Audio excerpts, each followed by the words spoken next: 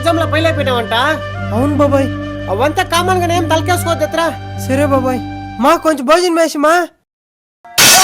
నీకు ఎగ్జామ్ రాసి పాస్ అయ్యే కేక్ లేకున్నా కూడా భోజనం కావాలంటే భోజనం లేరా పైకి ఇంకా ఇది చదువుకోపోతే వానకాకట్లు ఇంట్లో కెడు కూడా వేసేలే. కరెక్ట్ గా చూసి కొట్రా. బాగా చదువుకోపోతే పెళ్లి దవరాలు లేకుండా చిన్న చేతిలో గోళీలు ఆటాడాలి అంతే. గాడిలు తోసే బతికేపోయినది. బాగా చదువుకోపోతే వానకట్లు రూపాయలు 2 రూపాయలు గాడీలు తుడుచుకోపోతుకోవాలి అంతే.